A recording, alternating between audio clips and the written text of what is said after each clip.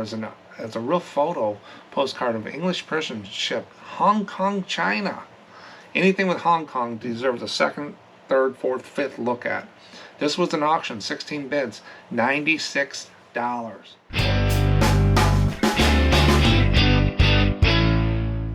Now I've been anticipating doing this video.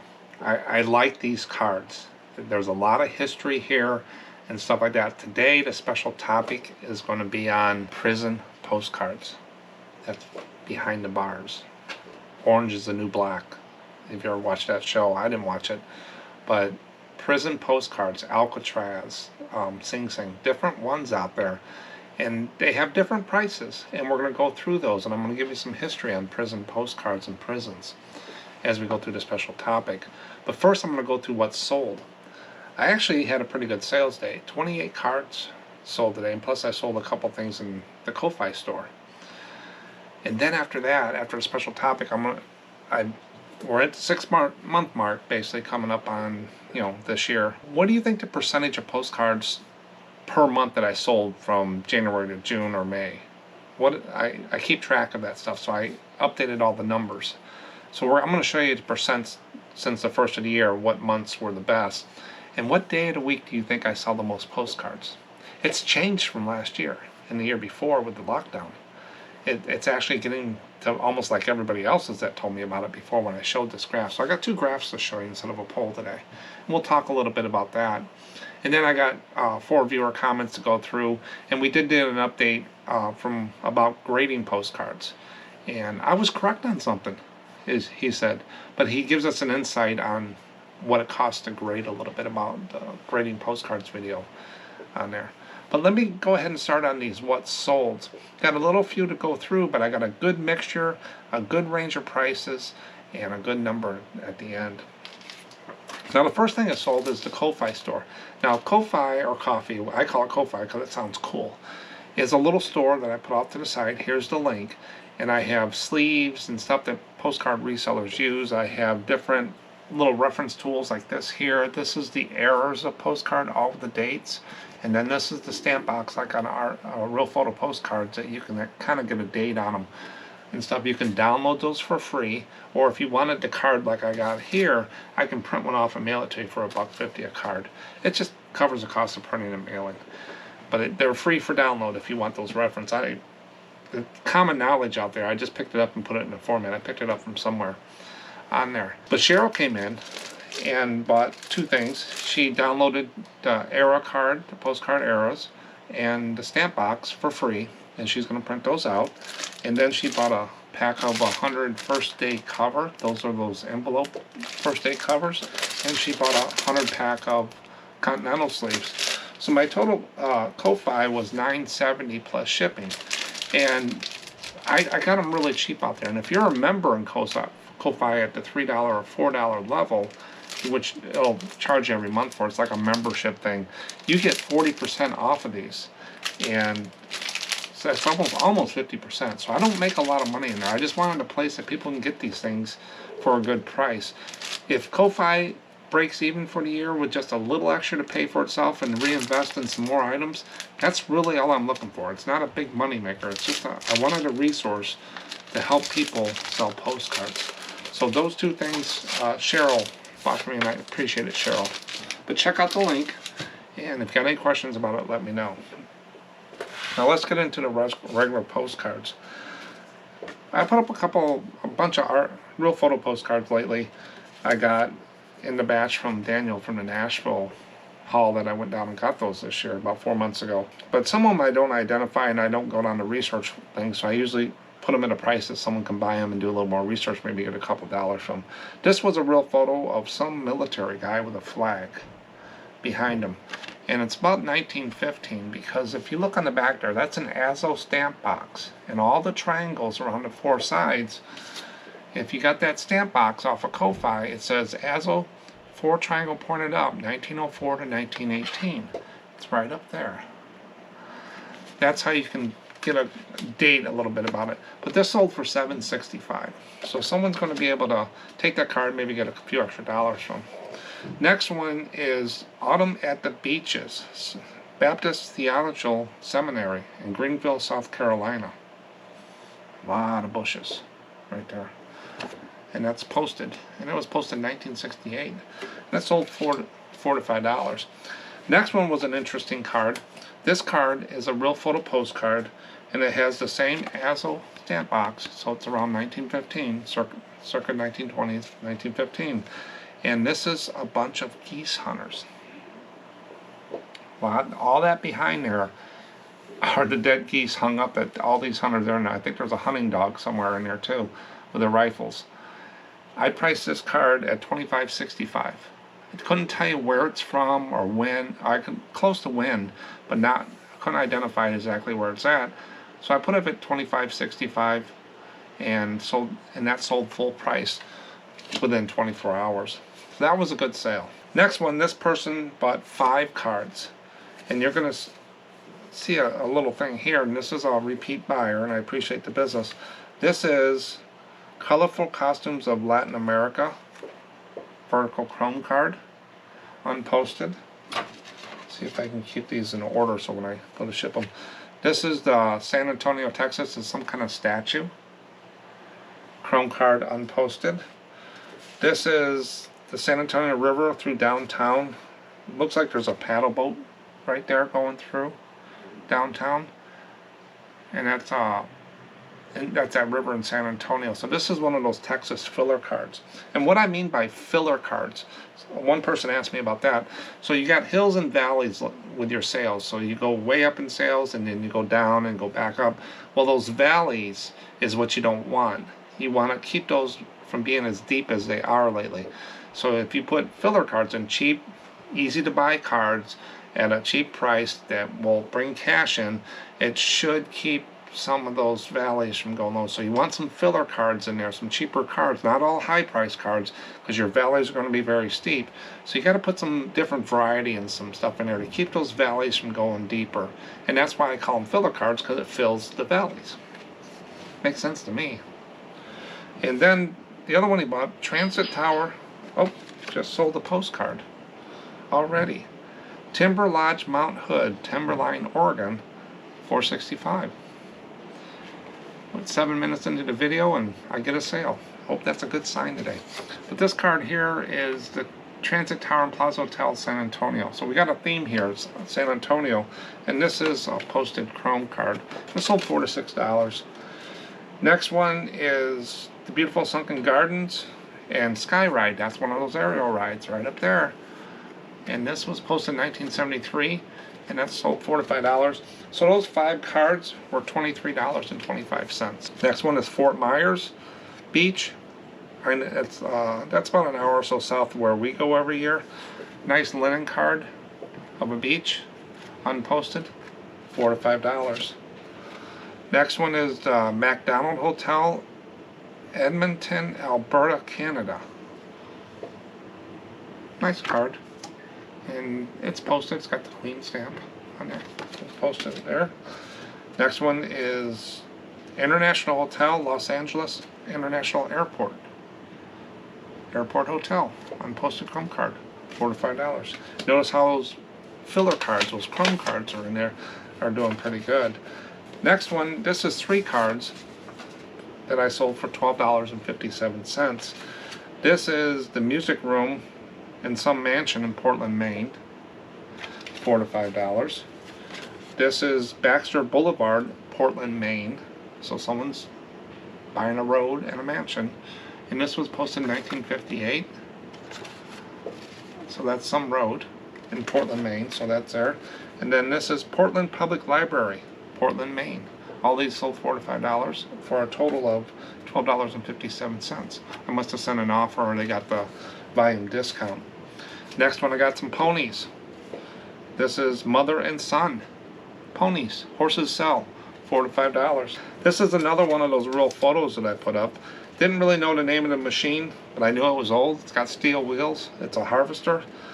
Sold for $14.09. I must have sent an offer out on that. That's a real photo of a harvester. And it's got some writing and it's been posted. Couldn't really tell the date because it didn't have the stamp box was covered up and stuff. But someone probably could date that by the tractor. So $14.09 on that. Union Station, Merida, Ohio. Always check your train station depots. A lot of them don't go over average price, but this one here sold for $24.65. And that's Union Station, Merida, Ohio. So anything Merida, Ohio, and it was posted, and it's a white border card. $24.65. Next person bought 7 cards for $30.22. Thanksgiving card embossed. Is this a tuck? Nope. Embossed Thanksgiving card. I don't sell many Thanksgiving cards. I don't list that many anymore. They usually go in the flea market, but that one seemed pretty good. And I think this is the person that's bought these from me before. These are these chrome like reproduction Kewpies. There's one Kewpie. Bare bottom Kewpie. Kewpie on the sleigh. Kewpie bird and a frog. Some Kewpie doing something. And then a Kewpie scientist Kewpie there. So that's a theme. They bought the Kewpies. And those were easy to pull because the Kewpies were all together and they were in one box. So it was really easy to pull. But 7 cards for $30.22. Next one is some kind of shrine in St. Augustine, Florida. That was that other video I did. It was on St. Augustine, Florida. So there's a shrine linen card. It's got some little damage on the back. It's got a little bit of tanning, but someone bought that $4 to $5. Then I sold, of course, some ships. Sassafras. It's a U.S. Coast Guard ship, right there. It's one of those prints. This is an older boat, USS Panay, P-A-N-A-Y, Panay, PG-5. That's one of those older ones. This is one of those light card prints that the club did. I'm sold out of these now. And this is the Panay. I have to look in the closet, see if I got any more copies, but that's one of those older boats. And most of the older boats I found will have like 2 letters and 1 number. But look at that, that was a Navy ship. It's not all metal, it's basically wood, steamship, but it's a Navy ship. And then I sold another one. This is one of the publisher cards, U.S. General Hugh Gaffey. And this is a military sea transportation service. It's a continental card. It's got the scalloped. Let me see if you can see that. On there you can see the scalloped edge. That's called a scalloped edge. On there, some people call it deckled and stuff. But that's like a little scalloped across there. But that was a continental card. Probably, I haven't sold too many of these. I got a bunch in there. But that sold $4 to $5. So total overall of cards sold, I sold 28 with a total dollars of $210.60 for one-day sales. And my average sale price is $7.52. So my average sale price is going up. I sold more than 14 cards, and I sold more than $70. So that's the average in it I look for the year. And so everything is going forward. Now if I add in the $9.70 for the Ko-Fi that Cheryl purchased, and that was shipping on top of that, comes to $220.30 for one day. Now the other day, I got a payout from eBay for $3.10. It was a very slow day. And then the next day I did $80. And it's inconsistent. If you're a reseller and you're self-employed, you know it's inconsistent sales is part of the game. If you want consistent income, you got to have volume and get to a point where you're paying yourself from an LLC or corporation a check every month, every 2 weeks or whatever. Or you get another job and your company pays you a regular paycheck every week. That's consistent income. But being reselling, it's going to be inconsistent. So you want to trend that out. You want to pay yourself maybe every 2 weeks a certain amount of money out of your fund so you get a regular check so it's consistent to you. Not worried about just one sale on there and stuff. You got to get, I recommend to people that they should try to move to a 2-week or monthly thing at first. Worry about the month more than worry about that one sale. Because it'll drive you crazy. Because they can return it in so many days. And you just take them and go and see what you got at the end of the month and you pay yourself out of that. You got to make enough to live on and stuff. If I was full-time, basically average 40% profit when everything's said and done and reselling. So to make $40,000 a year clear at the end of the year with all your taxes and stuff, just estimating, these are just arbitrary numbers, you have to sell $100,000 worth of stuff, gross sales, to get $40,000. The other problem is you got to find $100,000 worth of stuff. You got to ship $100,000 worth of stuff. So it is a grind to get there on there. So if you can live on $40,000, my lifestyle back then, I wouldn't want to live on $40,000 where I live. It's not enough. My wife and me, we needed a little bit more to live the lifestyle that we wanted with the kids and stuff like that. So it is tough. Is it a nice supplemental income? Sure. For me, being retired, my income comes from somewhere else. Investments and retirement funds. This is so we can do other things. We're on a fixed income. Both me and my wife are retired, so we have fixed income. And that's what it means. We have a set income over there. Reselling, it's inconsistent, but it helps us do the special things we want to do. Go on that little trip or go buy that thing we want. This is money that we do that for. But if I ever needed to, I can always go back to work. Or I can beep this back up into the toys and use some of this to do that. But we're okay for now, being retired and what we have. But as you grow older and stuff, you need some of that supplemental money here and there just to do the things when you can. But that's what's sold. Just a variety of stuff. Real good day. I just move on to the next day. Prisons. Special topic of postcards is prison postcards. I'm going to talk about some facts here. And a little bit longer. I got about 9 facts to go through. And I got some postcards I found of prisons out there. I'm going to show those while I do all this talking behind. So let's go. Collectible postcards featuring prisons have been a part of the postcard collecting hobby for many, many years. These postcards often depict various aspects of prisons, including their architecture, interiors, inmates, and surrounding landscapes. They offer a glimpse into the history and culture of incarceration and serve as mementos of these institutions. The popularity of prison postcards can be attributed to several factors. First, postcard collecting became a widespread hobby in the late 1900s and early 20th centuries, when postcards were a popular means of communication. The first social media, maybe. People would send postcards to friends and family to share their experiences and travels, and collecting postcards from different places became a trend. Prisons, being prominent landmarks in many towns and cities, were often featured on postcards. Second, postcards with prison themes provided a unique perspective on society and its criminal justice system. They depicted the architecture and design of prisons, showcasing their imposing structures and security features. Some postcards also showed the daily life of inmates or highlighted notable events like prison escapes or executions. These images captured the public's fascination with crime and punishment. Lastly, postcards featuring prisons also served as educational tools. They were used to inform and educate public about the penal system, and it's often distributed by prisons themselves or advocacy groups associated with criminal justice. Over the years, numerous prisons worldwide have been featured on postcards. Some notable examples include Alcatraz Federal Penitentiary in the United States, which was operational from 1934 to 1963 and is now a popular tourist attraction. Alcatraz postcards are highly sought after by collectors due to their historical significance. Similarly, the Tower of London in England, which housed prisoners throughout its history, has been depicted on postcards. Collectible prison postcards can be found in various styles and formats, including black and white photographs, hand-colored images, and artist renditions. They may have captions or description printed on the back, providing additional context about the featured prison.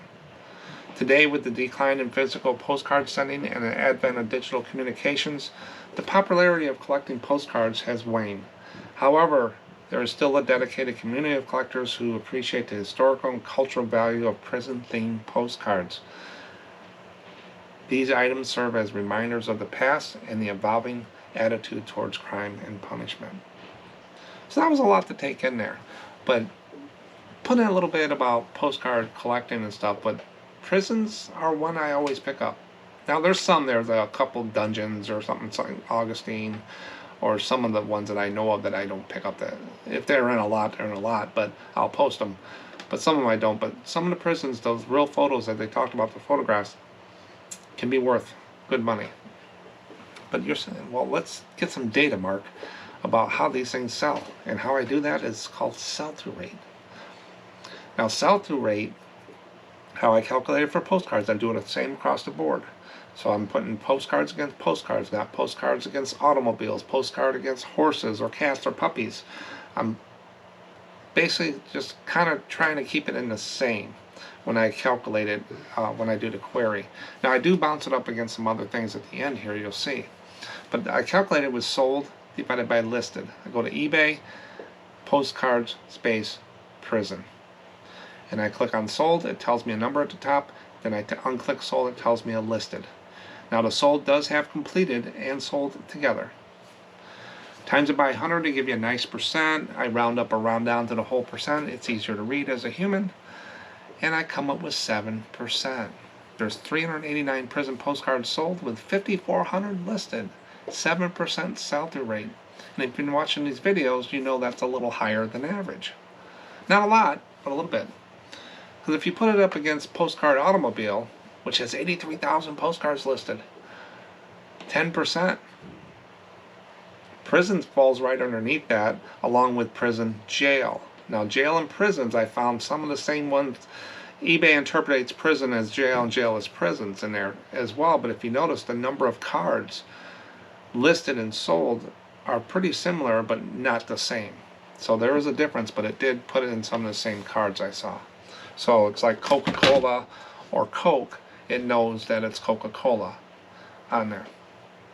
So 7% for jail or prisons. Not bad. And then your public postcard library. So that's another building thing in town. 59,000 postcards listed. 5%. So prisons are moved pretty good. They move through the system at a little bit above average speed than, say, Rhode Island or some of the other average things out there.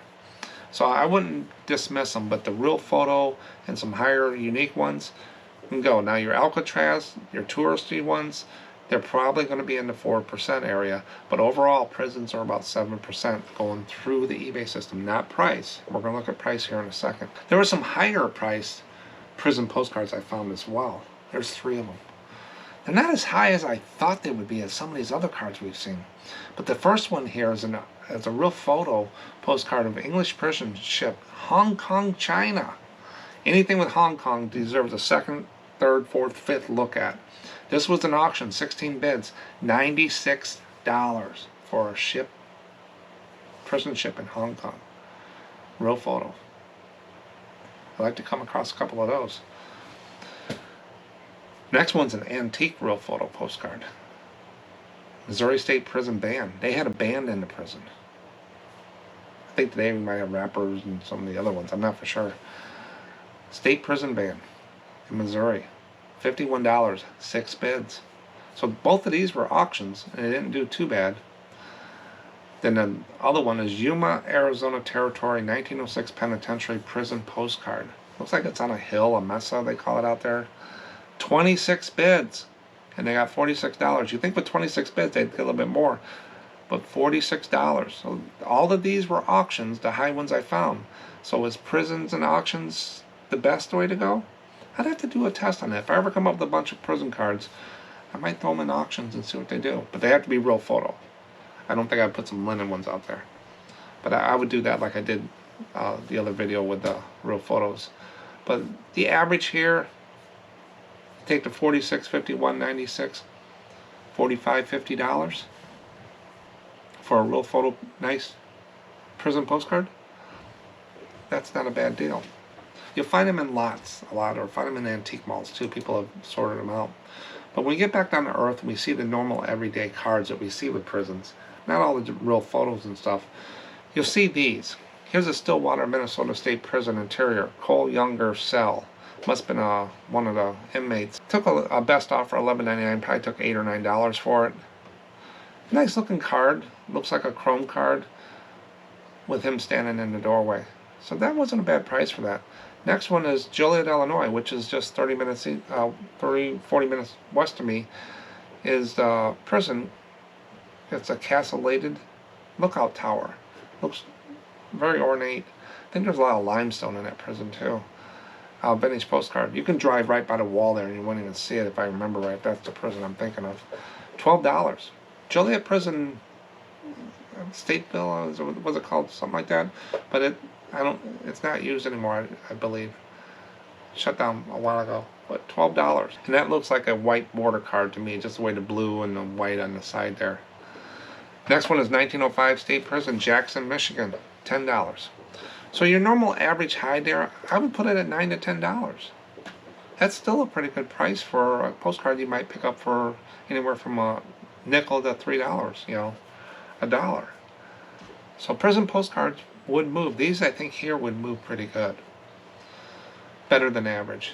And then you get into the low. These people are still putting these cards up for 99 cents.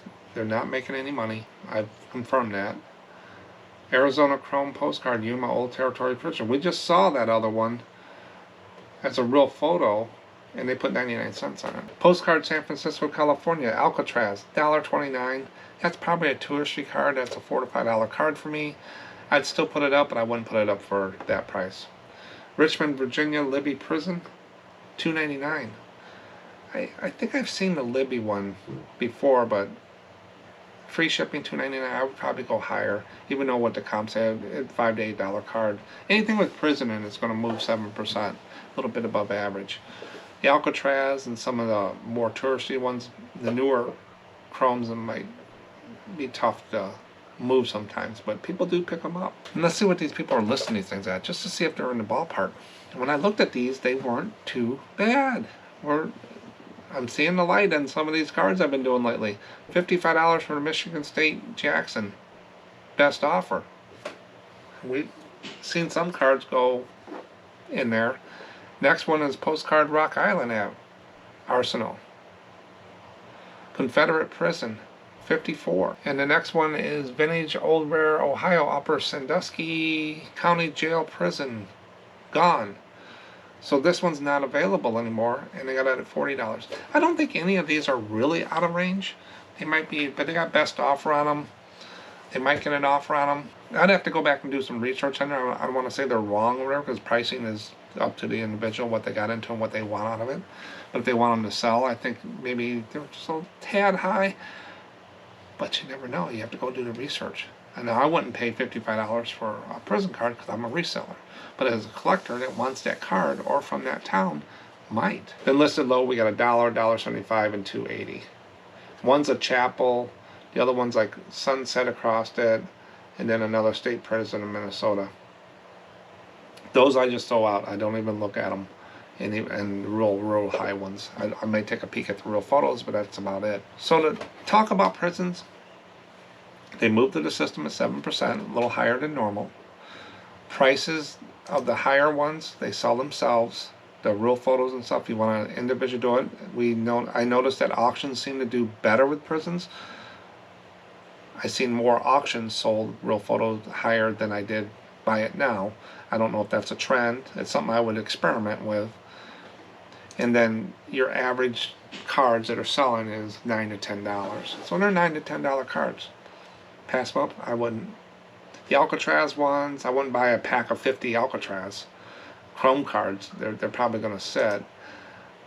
Stuff like that. But the older Alcatraz, older real photos is what you want to tend to go to. But some of the divided backs from the early 1900s might do good. Check for Hong Kong. Always give Hong Kong a check. There could be some good stuff. But if you're not for sure, keep it and keep digging through until you find something. But that's prisons. Don't get yourself all locked up about these. They do sell. Now instead of a poll, I got something little here I've done before, and I haven't kept up, but it's easy for me to catch up. I just download the report from eBay and do a little manipulation in the spreadsheet code, and it tells me what day and stuff, and it puts this into a table. But I wanted to find out what percent of the month from January to May this year did I sell the most postcards. Not what I was feeling, but how did I do?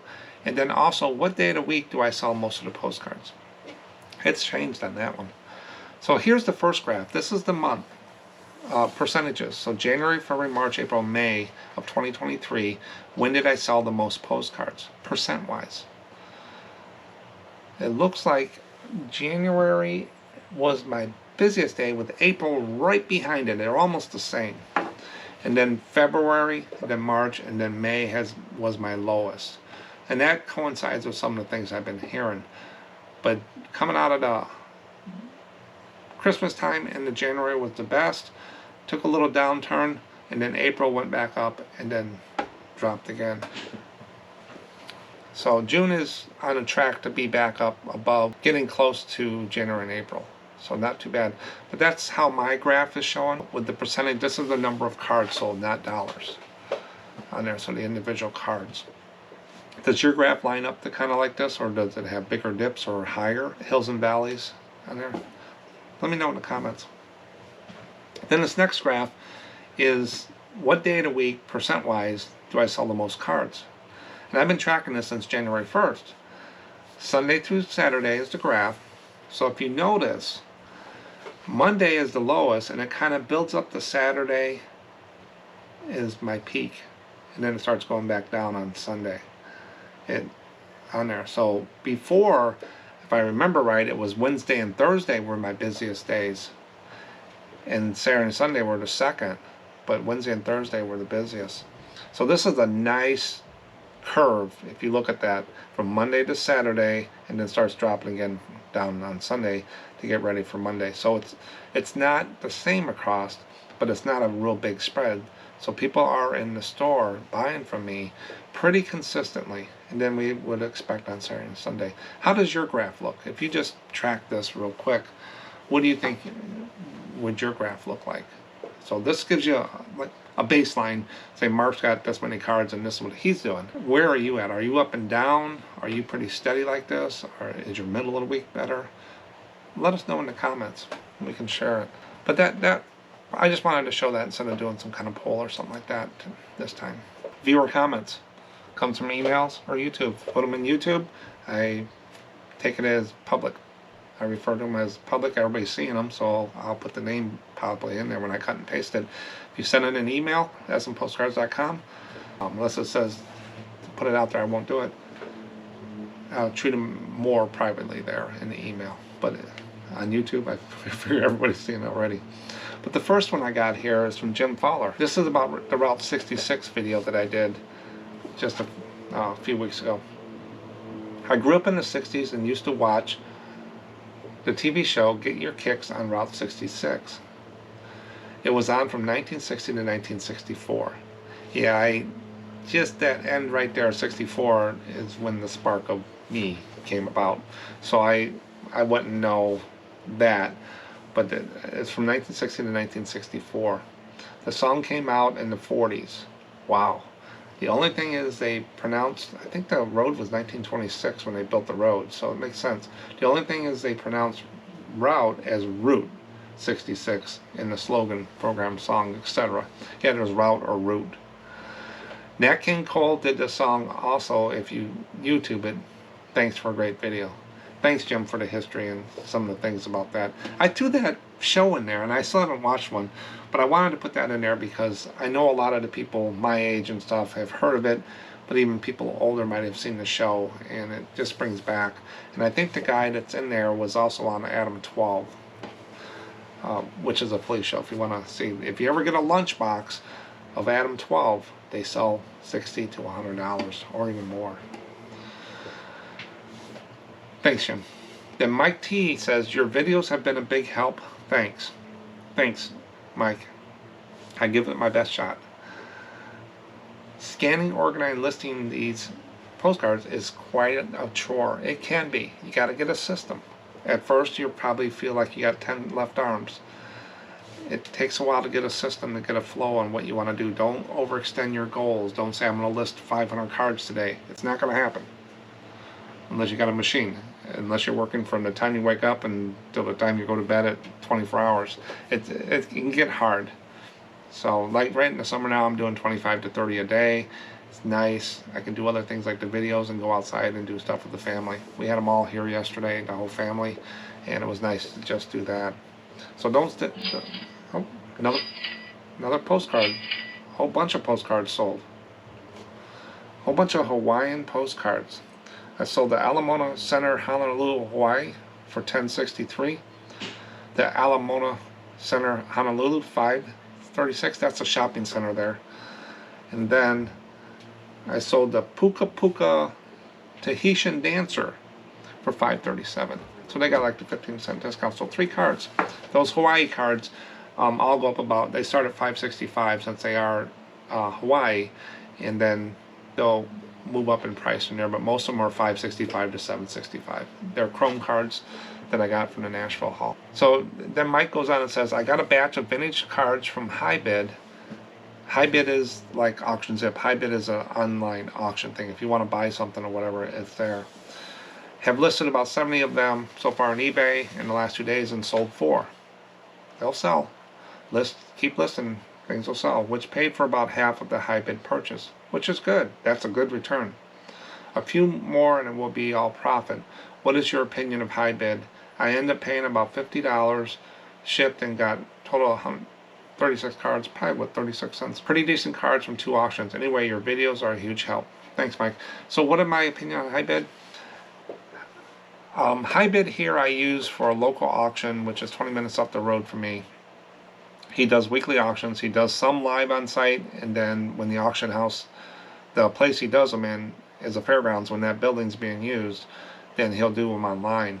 And if I buy something off of there, win something, I'll go pick it up on Monday or Tuesday from Jerry. Where the other auctions that have them shipped and stuff, is which I tend to shy away from, because auction houses, most of them don't like to ship, and if they do, they offload it to another company that just charges crazy. They don't ship on time sometimes. Some do, a lot of them don't. So just be careful. And plus, when you're buying the lots at the auctions, you don't know about the smoke smell, everything about them, and they tend to price them up a lot. And so if you got some good cards at a good price, it's great, but just be careful on the shipping and the condition. You will end up getting a box that's going to smell like an ashtray or musty, because a lot of them are from estate sales and stuff and like that. And sometimes at the auctions I've seen where they've been picked through. People have picked through them and took out the best cards. So they're mostly average cards. I haven't seen a lot on HiBid that are really high. But just be careful. But I appreciate watching the videos. If you got any questions, send them to me in email or put them in here in the comments, and someone can help us if it's not me. And welcome to the world of postcards. Memphis Blazer, Steve. During the golden age of postcards, I think that it was predominantly women who collected postcards. I think you're right, if I remember back when I did that research. Now I think it is primarily men. That's what the last video, people watching the videos are primarily men. I think men tend to be more nostalgic when it leads to wanting something that shows previous eras. Yeah, I agree with you on all these, Steve. And women used to sit around and gather all those things with the postcards in the golden age. You're correct. It's coming back to me now. But yeah, I tend to think the same thing as Steve here. What do you guys think? You think he's on track with that? I think he hits it right on the nail. Thanks, Steve. Then John May Collections. This is the update on the grading, when I talked about grading postcards, that I'm not going to do it. And this reaffirms why I'm not going to do it. But John came back and says, you're correct on grading cards. Someone agreed with me. I was correct. I'm going to write this down. They're outrageous. The grading companies charge based on the graded value of the card. Really? I didn't look that deep into it? Wow. The Fox I mentioned was $200, and the Ruth was $800 to grade. God, that's $1,000 to grade 2 cards. But people are hesitant to buy these high-end cards without grading. Yeah, I think you're correct there. I wouldn't pay that much without having some authentication, because they fear they might be fakes. Exactly. Like I said, it always makes sense to me at the very top of the market. Thanks for the video. Thanks, John.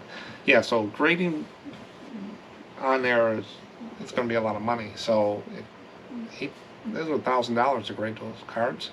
Wow, that's interesting. So that's all I got for today. I appreciate you watching. I'll catch you in the next one. Thanks.